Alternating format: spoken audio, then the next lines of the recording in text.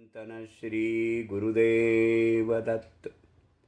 अवधूत चिंतन पुष्प 71. काषाय वस्त्रं करदंडधारिणं कमंडलुं पद्मकरेण शंखं चक्रं गदाभूषितभूषणाढ्यं श्रीपादराजं शरणं प्रपद्ये. श्री गुरुशरणं. जगात भगवंत फक्त एक सत्य आहे. आपला संसार हा आत्म्यासाठी एक भास आहे. विद्या अविद्या या दोन्ही भगवंताचीच एक रूप आहेत. विद्या मोक्षाचं तर अविद्या हे बंधनाचं कारण आहे. विद्या म्हणजे भगवंताला जाणणे आणि अविद्या म्हणजे संसाराला जाणणे. शोक दुःख करणारा युद्ध बद्ध आहे, तर सुखदुःखात सम राहणारा मुक्त आहे. शब्दज्ञानी माणसाला परब्रह्म्याचा अनुभव आला नाही तर त्याची ज्ञानसाधना वाया गेली. अनुभव शून्य ज्ञान, दुर्गुणी मुले, अपात्र माणसाला दिलेले दान हे मनुष्याला दुःख देत असतं. अभिमान करू नये, ढोंगी करू नये. तसेच आपण केलेल्या कर्माचा डांगोरा बिलकुल पिटू नये. भगवंताला अर्पण केलेली वस्तू आधीच दुसऱ्या देवतेला अर्पण केलेली नसावी. इतकेच नाही तर मला अर्पण केलेल्या दीपाचा प्रकाशही स्वतः बघू नये. आपल्याला सर्वात प्रिय असलेली वस्तू ही कायम भगवंताला अर्पण करावी, म्हणजे ती वस्तू अनंतपटीने फळ देणारी होते. सुदाम्याचे पोहे, द्रौपदीने बांधलेली चिंधी हे दृष्टांत रूप आहेत. यज्ञ यागादी इष्ट आणि सर्वांसाठी केलेली ती पूर्ती ही सुद्धा भगवंताची पूजाच आहे. सृष्टीचे पलिपारण करणं, जीवनमात्राचं रक्षण करणं, दुष्टांचा नाश करणं हे परमेश्वराचं कार्य असतं. परित्राणाय साधूनां विनाशाय दुष्कृतां संभवामी युगे युगे. अर्थात जगत कार्य करण्यासाठी युगायुगामध्ये ईश्वरांचे अवतार होणारच. किंवा जो कोणी प्रत्येक युगात हे कार्य निर्लसपणे करीत राहील तोच ईश्वरी अवतार आहे. हे ध्यानात ठेवून असे कार्य करणाऱ्याला अनुकूल वागणं, त्यासाठी आपलं योगदान देणं हे ईश्वरी कार्यच आहे.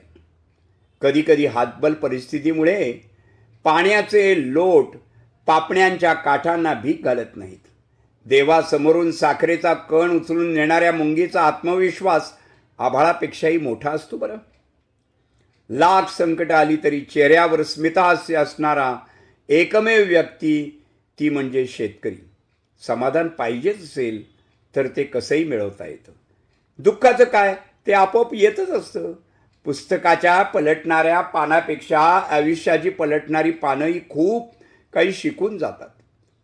कुणाचं काही चांगलं झालेलं दिसल्यावर जर तुम्हाला आनंद होत असेल तर तुम्ही खरंच नशीबवान आहात. देवाने तुम्हाला चांगला स्वभाव दिलेला आहे आणि आईवडिलांनी तुमच्यावर चांगले संस्कार केलेले आहेत. ज्याचं कोणी नसतं ना, त्याचा एक भगवंत असतो. आणि तसे पाहायला गेले तर भगवंताशिवाय आपलं कोणीच नसतं. अगदी कोणी म्हणजे कोणीच नसतं. म्हणून जो आपला आहे भगवंत, त्याच्यावर जास्त प्रेम करावं, त्याला जीव लावावा आणि त्याच्याच छत्रछायेत राहावं. मनुष्य अगदी लबाड प्राणी आहे. तो किती जवळचा असो अथवा रक्ताच्या नात्यातला असो, तो लबाडच असतो. स्वार्थ साधत असेल तर तो आपल्याशी सलगी ठेवतो, समाजाच्या भीतीने नातं टिकवतो. पण भगवंत हा निस्वार्थी आणि अत्यंत प्रेमळ दयाघन असल्या कारणाने सर्व सोडून गेल्यावरही भगवंत मात्र आपल्याला सोडून जात नाही. तो शेवटच्या क्षणापर्यंत नव्हे, जन्मोनजन्मी ही सोडून जात नाही. उलट माणूसच संसारी गोष्टीपायी त्याला विसरतो. तरी पण भगवंत माणसाला कधीच एकटा सोडत नाही. म्हणून भगवंताशी कृतज्ञ असावं, नामाचा आधार घेऊन नेहमी त्याच्या स्मरणात राहावं, लीला आयुष्य त्यांच्या अवताराचे अनुभवत राहावं. एकच करा, हा देह श्रीचरणी लावा. त्याप्रमाणे अंतःकरणात समर्पण भावना ज्याला आपण म्हणतो ती पाहिजे. समर्पण याचा अर्थ अहंकार सुटणं बरं का, तटस्थ होणं, सेवा करणं हे आपलं कर्तव्य आहे. हा एक आपला निश्चय झाला पाहिजे आणि आणखी त्याच्यामध्ये ईश्वराचं साह्य असावं एवढी बुद्धी आहे. योगसूत्रकारांनी ईश्वर भक्तीची 2 फळं सांगितलेली आहेत. आपण खरे कोण आहोत? हा खरा अहम पदार्थ. देव मी आहे, इंद्रिय मी आहे, मन मी आहे, बुद्धी मी आहे, असं मी जेव्हा किती ठिकाणी म्हणायचं, किती ठिकाणी एका देहामध्ये किती मी हवेत, असे अनेक जर मी असते तर अशा प्रकारची वेगवेगळी प्रगती जर झाली तर काय होईल बरं? म्हणून खरा अहम कोण आहे हे त्याला सांगणं.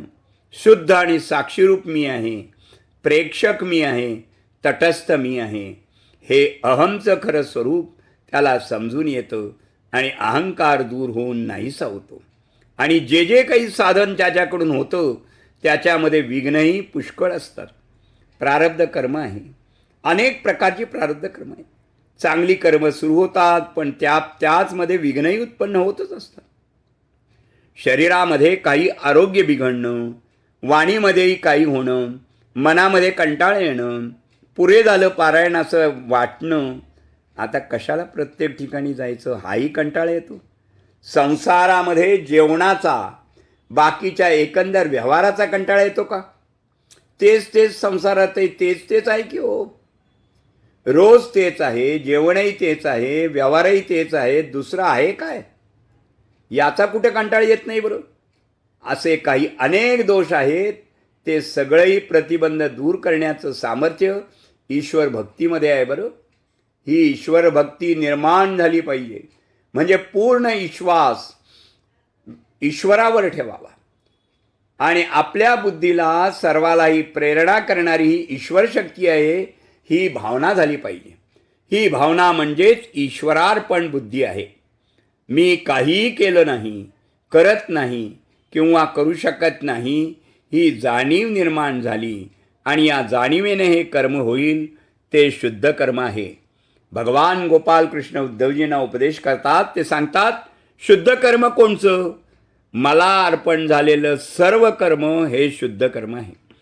अर्पण झालेले याचा अर्थ स्वतः मी करतो हे ज्यांनी सोडून दिलं ते माझं कर्म. कर्तव्य बुद्धी ज्याची दूर झाली हीच ईश्वरार्पण बुद्धी उत्पन्न व्हावी म्हणजे त्याच्या योगाने जे जे काही पुण्यकर्म वगैरे घडतं ते सर्व प्रतिबंधरहित होतं. सर्व प्रतिबंध दूर होतात. हे साह्य आहे ईश्वराचं आणि मुख्य म्हणजे खरं आहे, सापडतो, शुद्ध आहे.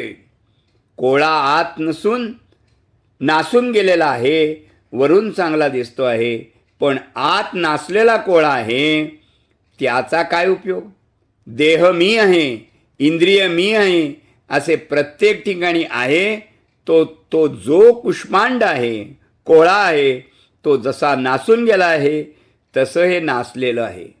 सगळं खरं अहम आणखी तिथपर्यंत नेऊन पोचवणं, याची बुद्धी शुद्ध करणं, बुद्धी स्थिर करणं हे मोठं काम आहे. केवळ बुद्धीने हे शक्य आहे. जो झाडावर झोपलेल्या पक्ष्यांना खाली पडून देत नाही तो आपला सांभाळ करणार नाही का बरं? आपला विश्वास हवा परमेश्वरावर. पाण्यातला मासा झोपतो बरं कसा? किडामुंग्यांना पोटाची खळगी भरल्याशिवाय तो राहत नाही. तो आपल्याला कधी उपाशी कसा बरे ठेवेल? सूर्याचा चंद्राचा खेळ ज्यांनी मांडला तो तुमचा आणि आमचा संसार तारल्याशिवाय राहील काय? देव पाहण्याची नाही, अनुभव घेण्याची गरज आहे. जास्त माणसाला फक्त विश्वास ठेवा, सर्व चांगलंच होणार आहे. श्रीचरणी शरणागत व्हा व सतत दत्तनामात रहा. शुभम भवतु, शुभम भवतु, शुभम भवतु.